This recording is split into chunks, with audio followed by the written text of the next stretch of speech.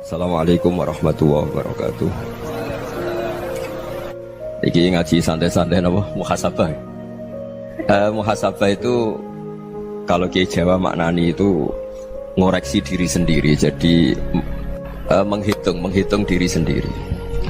Ini pas bidang yang saya tekuni tadi karena Habib Ahmad yang minta kemarin sama Ibu siapa dari Indonesian Power itu. Ibu Lia, saya turutin sekaligus saya sambil belajar terus tentang muhasabah. Dalam konteks Indonesia, muhasabah itu sudah jadi perilaku ya. Karena dulu orang tua saya, guru-guru saya kalau ngandani itu, bayangkan kalau kamu jadi dia. Jadi misalnya kita mentang-mentang atasan, otoriter sama bawahan. Bayangkan kalau kamu jadi yang bawahan itu kayak apa? Laukun tamakanah, kalau orang Arab bilang, bayangkan kalau kamu di posisi dia. Makanya guyonannya orang-orang Indonesia itu kan orang ngaramkan judi gitu, bareng dikasih tahu. Tapi yang menang anak jenengan, alhamdulillah. Ternyata ngaramkan itu karena ada anaknya. Kalau anaknya yang menang ya seneng. Meskipun itu guyonan, tapi saya punya padanan itu dalam kitab Hikam.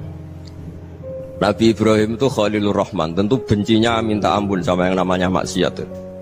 Suatu saat beliau diterbangkan di alam malakut. Itu kalau di Hikam saya halaman 15 juga. Saya masih ingat betul. Mungkin kalau Anda beda halaman karena beda cetakan. Setelah diterbangkan di alam malakut, diperlihatkan sama Allah, ada orang pezina, ada orang syaribul khomri, ada orang mabuk, ada orang macam-macam. Allah tanya sama Nabi Ibrahim, bagaimana pendapat kamu Ibrahim tentang mereka yang maksiat? Kata Nabi Ibrahim, ya Allah, habisi saja mereka. Mereka hidup di bumi engkau, makan rezeki engkau, kemudian mereka tidak taat sama engkau. Singkat cerita, di fase itu, saya ulang lagi, di fase itu Allah nurutin sampai sekian peristiwa, mungkin 3 atau 4. Sudah setelah sekian tahun Nabi Ibrahim lupa peristiwa itu, kemudian beliau diminta menyembelih anaknya. Ini versi kitab Hikam. Memang versinya banyak tentang kenapa Nabi Ibrahim disuruh menyembelih anaknya. Ketika mau menyembelih anaknya, Nabi Ibrahim ragu.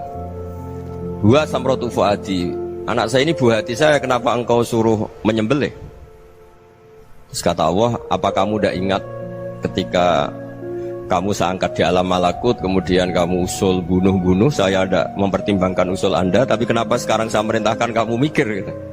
Terus, ya karena ini anak saya ya Allah. Terus kata Allah, rumang samu wong sumpukon mata ini gak gawean kau sing gawe kowe enak wae usul mata ini. Jadi saya yang bikin, kemudian Anda enak aja usul membunuh. Semenjak itu Nabi Ibrahim itu di eranya itu asfaqun nas, orang paling sayang sama manusia. Karena kadang kita keras itu ya kebetulan itu udah anak kita, ada keluarga kita. Cara orang Jawa itu kan gitu ya, kalau ada perempuan terus macak yang macam-macam pakai sepeda motor cowok, terus wah itu luput suwuk, semoga-moga gini. Tapi setelah dikasih tahu, niku ponakane jenengan, semoga-moga selamat. Jadi jangan-jangan kemarin ahli ma'asi itu kebetulan itu tidak keluarga kita. Kalau keluarga kita yang pernah salah pada kita, semangat kita mintakan maaf. Jangan-jangan kita didikte hukum sosial gitu. Jadi orang yang salah kebetulan itu orang yang menservis kita, atau keluarga kita, atau orang dekat kita. Jangan-jangan semangat kita mintakan ampun. Tapi kalau sama orang lain kebetulan musuh kita semangatnya minta itu kena adab. Nah ini yang nggak boleh dalam Islam. Islam mengajarkan niru Rasulullah SAW, Nabi itu rahmatal lil alamin. Bahkan kemarin saya ngaji virtual sama beberapa habaib. Ada Habib Ali Al-Jufri dari Mesir, ya. Ada Habib Alwi dari Kuitang, ada Habib Nabil Al-Musawa. Dari sekian habaib itu saya masih ingat, diantaranya yang didawuhkan rahmatan lil alamin itu ketika Nabi adzahu qaumuh, disakiti oleh kaumnya, dan itu mereka masih kafir semua. Itu mereka dapat doanya Nabi, Allahumma hdi qaumi fa innahum la ya'lamun. Kayak apa baiknya Nabi, orang yang menyakiti, yang melukai, tapi Nabi masih berdoa, Allahumma hdi qaumi fa innahum la ya'lamun. Sayyidina Umar dapat doanya Nabi itu yakhina kana kafiran, ketika masih kafir didoakan, Allahumma aizzal Islam bi Umar. Itu ketika masih kafir. Itu pelajaran bagi kita bahwa yang sedang tidak cocok pun itu berdapat doa kita. Ya doa supaya kondisi kita baik, hari tambah baik. Karena agama ini Saya berkali-kali bilang limangka nayarjuwa wal yaumal akhir. Agama ini diperuntukkan bagi yang selalu punya harapan pada Allah Subhanahu wa taala. Saya cerita muhasabah ini tentang hubungan kita dengan Allah. Di Indonesia itu banyak orang fasik, banyak orang nakal. Ya di mana-mana orang nakal itu ya mayoritas, wa aksaruhum fasikun. Tapi berkahnya harapan. Mungkin saya kira nakal sok benda, mungkin saya kira sholat sok ben sholat, mungkin sekarang belum sakho, belum dermawan, suatu saat dermawan. Barokahnya itu kefasikan ini dianggap sementara. Sedang fasik, sedang tidak benar. Karena kiai-kiai kita, para guru-guru kita, para habaib utamanya itu mesti bilang semoga husnul khotimah. Nah barokahnya doa itu semoga husnul khotimah itu menjadikan satu pola sosial. Yang sedang fasik ini masih diharapkan jadi lebih baik, jadi lebih. Sehingga kita tidak ngambil sikap ekstrim yang ingin menghabisi atau ingin mengadili, tidak, karena selalu kita punya harapan. Dan agama ini limangka nerjuwa wal yaumil akhir. Bayangkan itu kalau yang nakal itu anak kamu. Pasti kamu gak ingin kan langsung dapat azab, dapat apa. Padahal kita semua jadi tokoh ini abul kulli, bapak dari semuanya. Sehingga ketika Rasulullah SAW jalan-jalan kemudian melihat perempuan sedang menyalakan api. Kalau apinya mati ditiup, anaknya dijauhkan. Nanti kalau sudah jauh dari api, anaknya digendong lagi. Terus kata Rasulullah, matur ke semua sahabat, ara'aitum anna hadhihi tarihatan waladaha 'alan nar. Apa kamu berpendapat bahwa perempuan ini akan melemparkan anaknya ke neraka? Tidak ya Rasulullah. Tidak akan seorang ibu melemparkan anaknya ke api. Terus kata Rasulullah, Allahu arhamu min hadhihi biwaladiha. Allah lebih rahman, lebih rahim dibanding orang tua ini kepada anaknya. Ini yang harus kita kenalkan terus, kita kampanyakan terus supaya orang hubungannya dengan Allah itu nyaman, asik. Sehingga dengan demikian selalu ada harapan bahwa yang sedang nakal ini suatu saat tobat. Kita tidak boleh menghukumi pasti begini, pasti gini, itu tidak wilayah kita. Itu juga yang dicontohkan Rasulullah SAW. Secara lahir Nabi itu nggak berkenan sama Wahsy, karena Wahsy itu salahnya salah fatal karena membunuh ahabban nasi ila Rasulillah, yaitu membunuh Sayyid Hamzah. Jadi ketika Wahsy tobat, Nabi itu terima tobatnya.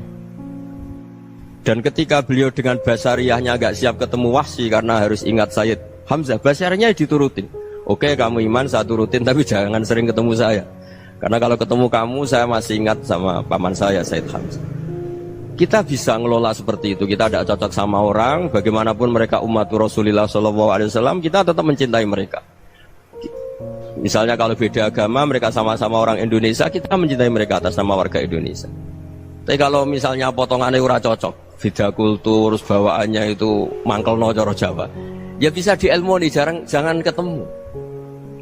Wong sudah tidak cocok, ingin ketemu nyari solusi. Roh ini tok seneng itu kan ya repot itu. Ya sudah kalau nggak pati cocok ya jangan sering ketemu. Dan itu kita bisa memanage seperti itu tuh bisa. Saya berkali-kali cerita tentang Imam Syafi'i. Kalau dikasih tahu ya Imam Abu Abdillah, panggilannya Imam Syafi'i, tetangga anda ini ternyata banyak yang nggak senang anda. Jawabnya beliau senang. Ya bagus kalau nggak senang saya, ndak utang saya kata. Jadi gara-gara saman seneng aku ngatur aku ini kan. Dan mungkin saman rasa seneng kan ya enak. Jadi hidup itu dianggap happy. Kalau seneng ya teman silaturahim, kalau nggak seneng ya nggak bakal utang gitu. Baru kayak rasa seneng itu nggak ganggu. Gitu. Jadi dulu itu orang bisa ngelola seneng ndak seneng itu bisa. Karena ada kearifan hubungan dengan Allah Subhanahu wa ta'ala. Hidupnya selesai karena masyghul bi dzikrillah, mereka sibuk dengan Allah. Makanya kata ulama-ulama tasawuf, kamu jangan melihat manusia perilakunya, tapi kamu juga harus ingat yang gerakkan semua itu Allah Subhanahu wa ta'ala. Dengan demikian kita farah, kita senang. Makanya Nabi kalau ngutus Anas bin Malik kemudian nggak kesampaian yang diinginkan karena Anas main, ketika garwa-garwani Nabi agak tersinggung, Nabi andaikan Allah menghendaki yang saya inginkan kesampaian, pasti itu kesampaian. Jadi dianggap kegagalan Anas gak manggil yang dituju Nabi itu ya kersane Allah, ya enteng saja. Sayyidina Ali lebih parah lagi yang dialamin. Itu dalam beliau kalau dipanggil tuh gak cepet-cepet ke sana. Ketika ditanya, kenapa kamu tak panggil gak cepet ke saya? Amin tu ukubatak, karena aku tahu kau orang baik. Orang baik itu pemaaf. Jadi makanya orang-orang soleh dulu itu bodoni itu. Makanya sekarang kalau ada orang bodoni itu mesti dibidik orang soleh. Kalau orang-orang soleh itu kakean husnudzon lagi sering dibodonin. Abdullah bin Umar itu masyhur itu. Kalau ada budaknya sering sholat, sergap sholat itu dimerdekakan. Akhirnya nggak sholat pun pura-pura sholat. Akhirnya juga dimerdekakan. Ketika ditanya, kenapa engkau merdekakan? Padahal mereka sholatnya menipu engkau, kata pembisik-pembisik itu. Man khoda'ana lillah in khoda'na lah.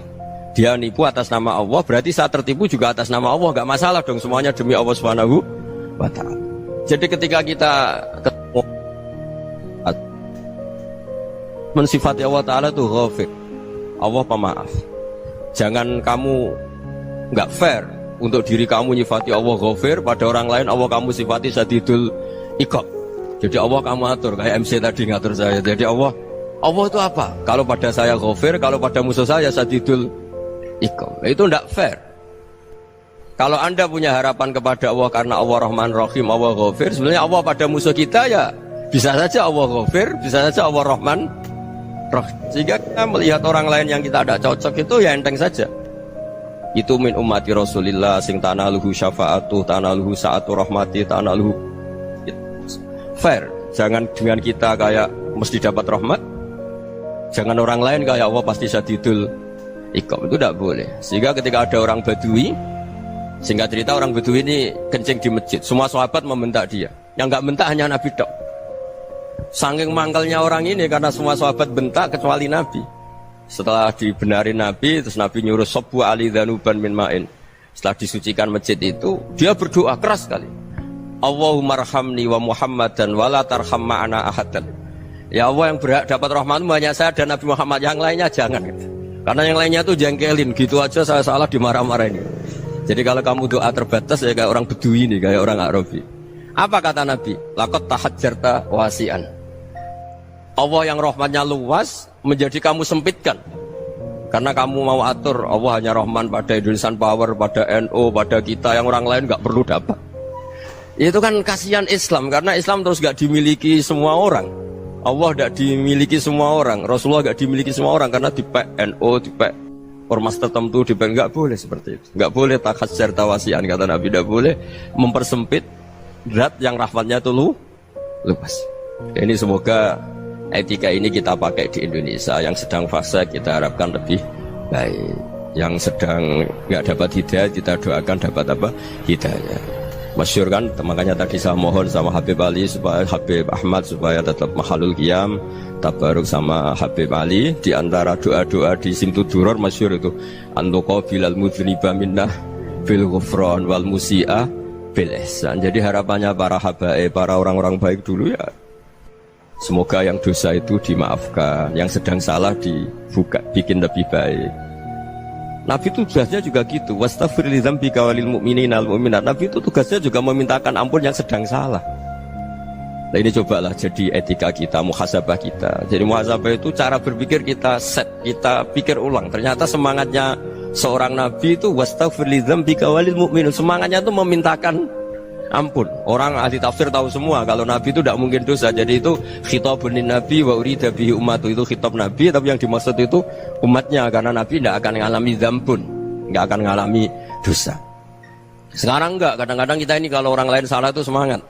Kalau di perusahaan ada teman salah, apalagi pimpinan salah itu seneng, barokahnya salah bisa ganti kan gitu. Ya, jadi kalau mungkin di dunia tokoh juga gitu, barokahnya ada tokoh salah, kita yang jadi populer sendiri, tidak boleh seperti itu. Kita harus salimus sodri di jami'il muslimin. Jadi ini harus dilatih. Saya tadi matur sama Habib Ahmad, latihan kita jadi hidup. Nabi itu kalau resep jadi wali itu kata Nabi gampang. Kata Nabi, kalau kamu ingin disenangin Allah, ya sudah. Kalau kamu asbahta wa amseta gini-gini, perasaan kamu, kata Nabi, jangan punya perasaan ghil sama orang muslimin. Itu sudah wadzalika min sunnati. Makanya Nabi ngendikan la yablughni ahadun an ahadin syai'an. Ada yang baca la yuballighni ahadun an ahadin syai'an. Seseorang jangan melaporkan ke saya tentang salahnya yang lain. Fa inni akhruju ilaikum wa ana salimus sadri. Karena saya ingin ketemu sampean semua dalam keadaan salimus sadri, tidak punya perasaan apa-apa. Karena kalau nurutin pembisik, nurutin informasi itu ya repot, karena orang pasti sepihak. Ada kiai yang top datang ke kampung-kampung ning desa-desa, kata yang seneng itu punya akhlak. Wah itu bagus orang besar datang ke kampung-kampung. Kata yang nggak seneng, Oh itu jobnya kiai kecil kok diambil, itu kan ya kasihan itu kan sudut pandang. Makanya saya sering bilang akal kita ini cukup untuk mentasdik Rasulullah Shallallahu Alaihi Wasallam. Meskipun perasaan kita kadang orang Jawa itu beda. Saya berkali-kali bilang sama peneliti dari Jogja, kenapa sih Gus para nabi itu kok poligami istrinya banyak? Nabi Dawud katanya itu berapa? Nabi Sulaiman malah jumlahnya agak terbatas ini. Nabi Muhammad itu paling sedikit. Saya tanya gini, perempuan itu orang lemah, jadi kalau nolong orang satu gimana baik, kalau nolong orang dua ya lebih baik, ya sudah kira-kira seperti itu. Paling tidak akal kita masih tahu kalau orang baik itu kan mesti baik, nolong orang satu baik, nolong orang dua ya lebih baik, nolong orang tiga lebih baik. Tapi kalau kamu orang nggak baik, satu saja kamu terlantarin, kamu miskinkan, kamu ya tinggal diukur kan. Kalau orang baik nambah baik, tapi kalau orang buruk tambah buruk. Nah itu akal. Akal kita bisa menganalisis kenapa sih nikah itu ada yang poligami, ada yang enggak. Sudah ukur saja diri kamu. Misalnya kayak saya elek keriting, rabi terus, memperbanyak wong elek. Orang perilaku netok, raine dadi elek kabeh. Tapi nak kowe ku ganteng, alim, ganteng, sugih. Anake ganteng-ganteng, berhubung kowe saleh ahli swarga kabeh. Mertua yo bangga karena karir kamu meyakinkan. Ini mertua kamu aja gak bangga mau nambah. Ipar gak bangga, mertua gak bangga, desa kamu yang kamu wayai juga gak beda dengan Nabi ketika nikah Juwairiyah itu gak ada pernikahan sebarokah Nabi dengan Juwairiyah itu Azharu Rasulillah. Di situ habis perang banyak tawanan, gara-gara jadi besanya Nabi langsung dibebaskan semua karena Azharu Rasulillah. Sekarang besanya Kanjeng Nabi. Dulu Abu Sufyan mangkalnya bukan main sama Nabi, gara-gara putrinya dinikah terus langsung jadi. Kalau kamu kan enggak, nikah satu, nikah lagi, satu kampung musuhi kamu karena istri pertama ya cemburu, yang kedua agak bangga. Wah itu selesai itu di dunia wal akhirah. Maksud saya nganalisis Islam itu harus pakai akal. Dan akal yang dipakai, ini saya bawa ke kitab Ihya, adalah pikiran-pikiran para ulama. Makanya ketika Imam Ghazali ketika ditanya fakaifa bi muslimin fasikin asawwaha fi jami'i amri, kalau kalian ketemu orang fasik, orang Islam tapi fasik, perilakunya nggak ada yang benar. Kata Imam Ghazali jawabnya lucu, aneh. Ma min muslimin illa wa islamuhu ta'ah.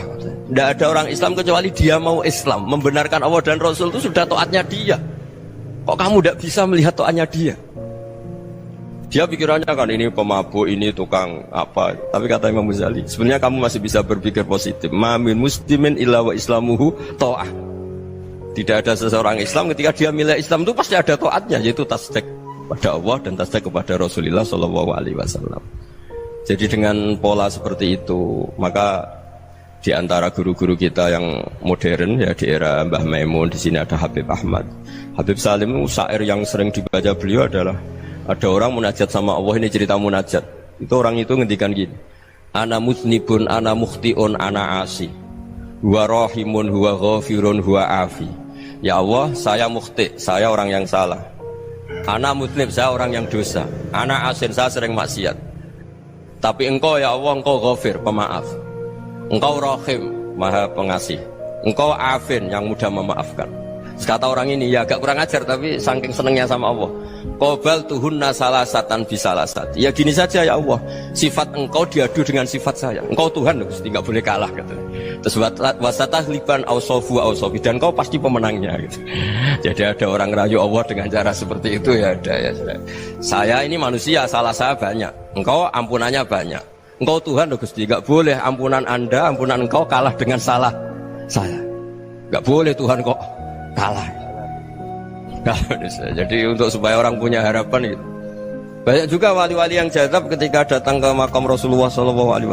Itu kalau dongo ya agak kacau sebetulnya, cara syariat agak kacau. Ya Allah, engkau punya dua pilihan. Jika engkau menjadikan saya soleh, surah habibuk, yang senang kekasihmu, yaitu Rasulullah SAW.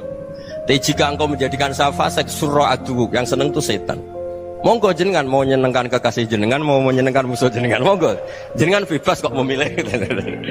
Mestinya Allah ya senang menyenangkan kekasihnya. Jadi ya, intinya Allah dipaksa untuk menjadikan dia orang soleh gitu. Jadi kayak kemarin itu Pak Gus siapa yang kesini itu kuliah ke sini itu sama Habib Ahmad. Saya pertama nggak mau, lama-lama Habib Ahmad. Ini gimana Gus? Orang taunya saya dekat jenengan, kalau nggak kasil saya waduh. Ini kayak doanya wali yang tadi. Nggak punya pilihan, nggak ada pilihan. Jadi saya mohon muhasabah itu dimulai cara berpikir. Makanya di sini sebetulnya tag ini supaya dapat barokahnya Ihya. Ini kitab yang disenangi para habaib, para ulama. Sebetulnya tag di muhasabah itu redaksinya gini ya, yang lengkap. Hasibu anfusakum qabla an tuhasabu wazinuha qabla an tuzanu wa tahayya'u lil ardil akbar. Jadi ada kata wazinu, jadi ukur. Perilaku Anda ini diukur, ditakar. Misalnya kita sebagai suami kan ya punya hal-hal yang kita tidak ideal. Corong Jawa mesti pesek, cara rezeki ya pas-pasan. Dan kita juga kalau makanya agak boleh tanya istri begini, apa saat cinta pertama Anda? Pasti Anda kecewa. Orang jadi istri hanya korban terakhir itu. Sudah. Karena orang kalau ngelamar kemana-mana gak jadi, yang jadi istri itu pasti korban terakhir itu. Jarang istri pilihan pertama, jarang. Ayo semua yang nikah. Rata-rata itu pilihan Anda pertama Pak, dari sekian ditolak di mana-mana terus. Ya perempuan terakhir. Kamu juga korban terakhir gitu. Itu wali-wali dulu kalau ngandani kita itu sederhana. Antal ini masyhur diceritakan Habib Zain bin Semit dalam kitab Al-Manhajus Sawi. Antalam tajid min nafsika kullama turid. Fa kaifa turidu min ghairika kullama turid. Kamu yang ingin ideal saja kamu tidak menemukan pada diri kamu untuk menjadi ideal. Kamu kan ingin ganteng, ingin punya uang banyak, ingin perilaku Anda sempurna. Anda saja yang punya keinginan tidak bisa mewujudkan keinginan Anda sendiri. Fa kaifa turidu min ghairika ma turid. Jadi antalam tajid min nafsika kullama turid. Fa kaifa turidu min ghairika kullama turid. Kamu yang punya keinginan saja. Misalnya saya ingin punya uang banyak, perilaku saya selalu benar, gak pernah salah. Loh, saya yang ingin saja dengan diri saya gak bisa untuk benar terus. Kok kamu berharap orang lain selalu benar? Jadi antalam tajid ya sama. Kalau kamu menuntut istri kamu itu ramah, neriman, apa kamu neriman sama wajah istri Anda gitu? Engkau ya pola neng dindi jajaki sana jajaki sini, kamu sendiri tidak tahu apa. Jadi itu nasihat yang luar biasa. Antalam tajid min nafsika kullama turid, fa kaifa turidu min ghairika kullama turid. Kamu mau menghormati semua orang? Tidak mau kan? Kemudian Anda berharap semua orang menghormati kamu tidak ingin kan orang lain semua menghujat kamu. Sementara kamu enak aja menghujat orang lain. Makanya Rasulullah SAW luar biasa ketika bikin kaidah sosial. Apa la yu'minu ahadukum hatta yuhibba li akhihi ma yuhibbu li nafsi. Jadi kalau ukuran iman itu sederhana. Kalau sesuatu itu baik, nyaman bagi Anda ya bayangkan itu pada teman Anda. Misalnya Anda bangun tidur sudah acak-acakan, gak punya uang, utang jatuh tempo, kan gak ingin ketemu orang. Ya kamu jangan bertamu ke jenis ini, karena kalau dengan kamu yang alami juga gak siap ketemu orang. Makanya ada Habib Alim itu dilapuri sama seseorang. Beb, dulu teman saya itu ketika saya kaya itu sering main ke saya. Setelah saya miskin, mereka tidak main ke saya. Kata Habib itu bagus, sunnaul begitu itu bagus. Coba kalau kamu dulu kaya, teman kamu main kan kamu gaya. Di rumah ada makanan, bisa hormat tamu. Setelah kamu miskin jadi buruh manol di pasar atau buruh bikin boto, teman kamu datang, malu enggak kamu? Mendingan enggak datang gitu. Akhirnya baru, oh ya alhamdulillah kalau gitu. Loh iya kan dulu teman kita datang, kita ada Alphard, istri cantik, rumah bagus. Lah kita miskin, buruhnya orang pas dibentak-bentak, teman kamu udah datang. Milih datang kamu enggak kalau setelah kamu jatuh? Enggak kan? Jadi barokahnya ilmu itu terus. Ya, tapi kadang-kadang orang tuh, wah setelah saya miskin teman-teman enggak kasih ke sini. Ya kalau kamu sudah jatuh, teman-teman kamu di situ jadi tontonan. Ya mulai sekarang cara berpikir itu dirubah. Dulu yang namanya kiai itu kalau diundang orang itu ya agak-agak senang. Semenjak saya itu agak rubah.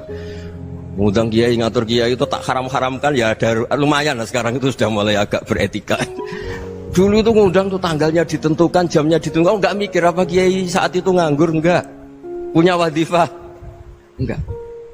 Dia milih tanggal yang dia nganggur, enggak mikir pas itu kiainya nganggur apa, enggak. Ya saya hanya cerita aja, kamu tersinggung ya monggo, boten nggih monggo itu kan.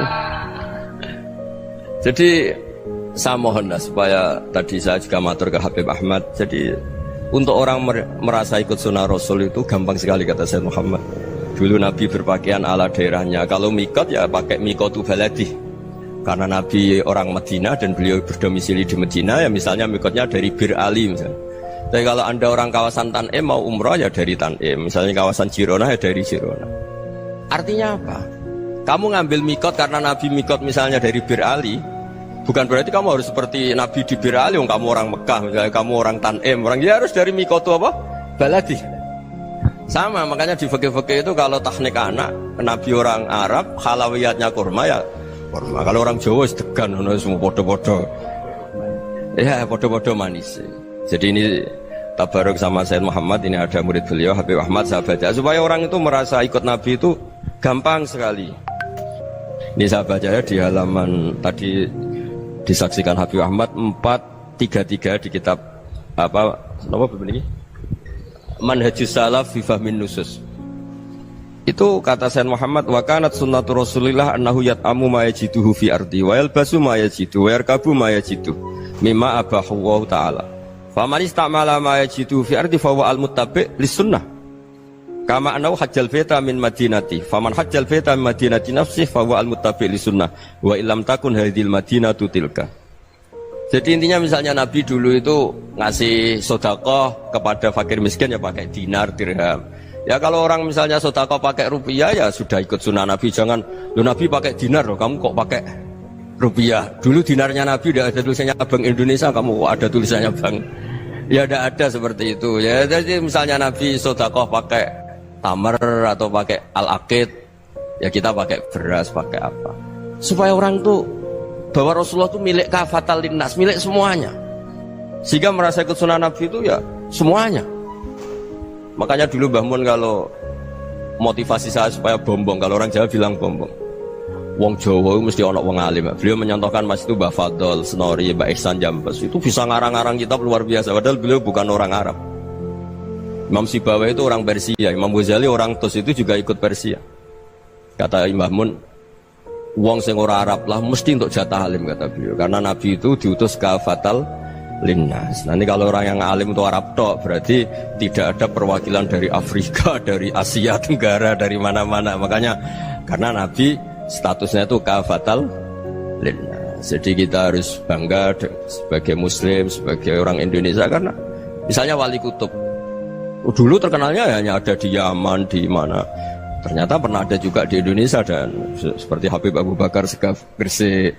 Jadi ya akhirnya kan tetap orang Indonesia meskipun beliau zuriyah Rasul kan ya sudah orang apa? Orang Indonesia. Zuriyahnya Habib Ali Simtuduror sekarang di Solo.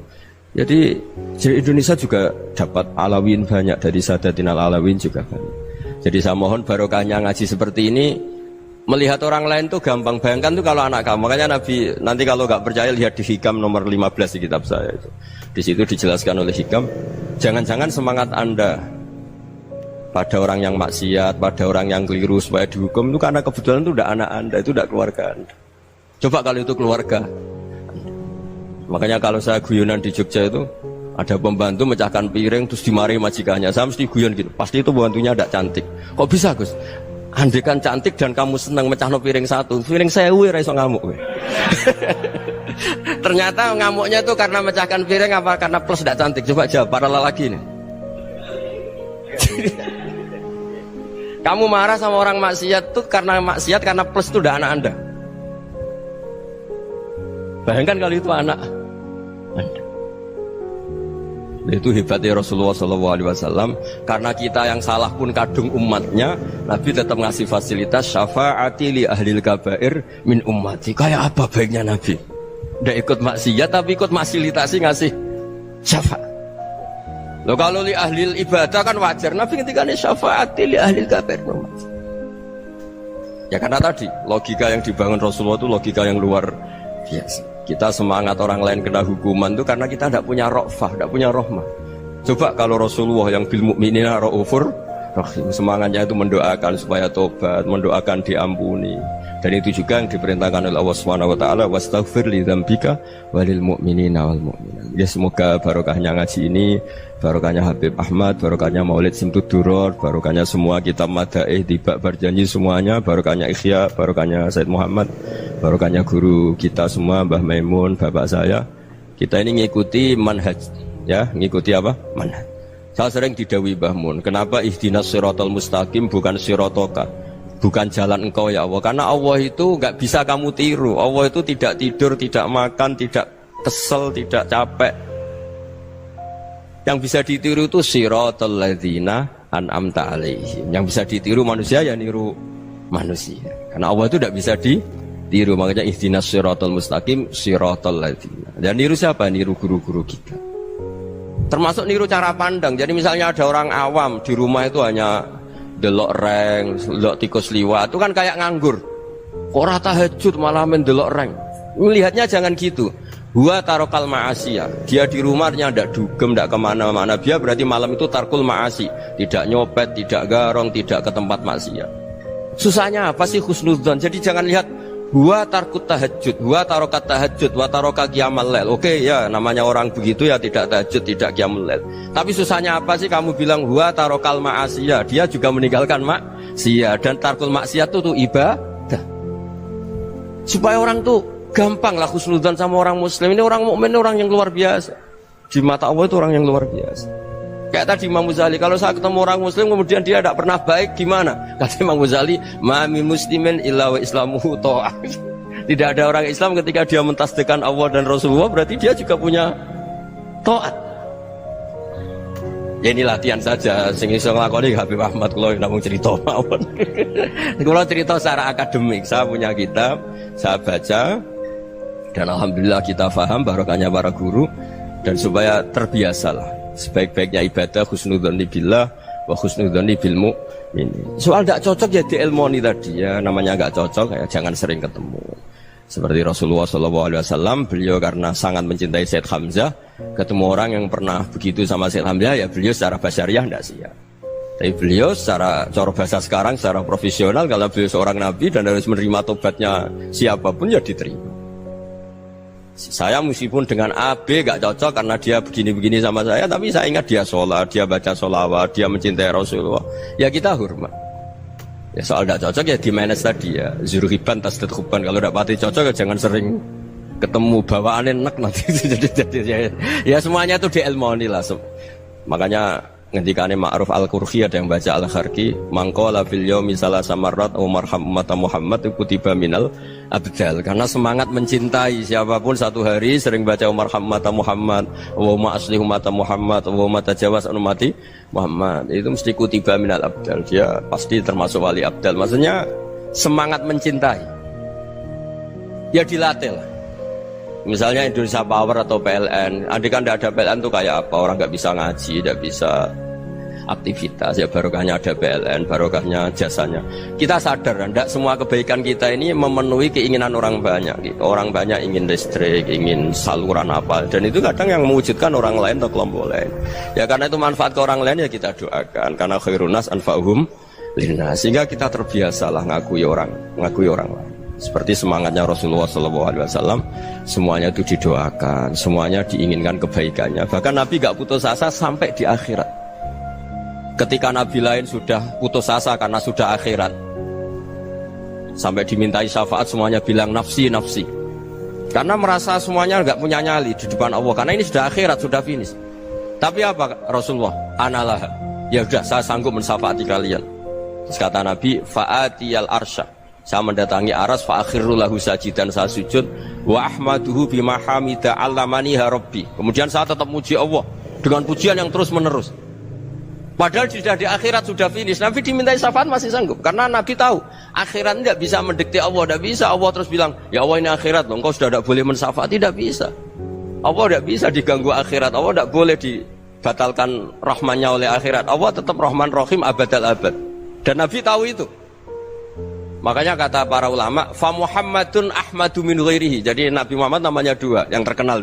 Sebenarnya banyak yang terkenal dua, Muhammad sama Ahmad. Ketika Nabi punya nyali memuji Allah di akhirat atau sudah di akhirat, Itu fa Muhammadun ahmadu min ghairi. Ketika Nabi lain sudah tidak punya nyali muji Allah karena sudah akhirat, Nabi Muhammad tetap berani muji Allah di saat seperti itu. Makanya ahmadu di situ kata ulama itu af'al tafdil. Fa Muhammadun ahmadu min ghairi.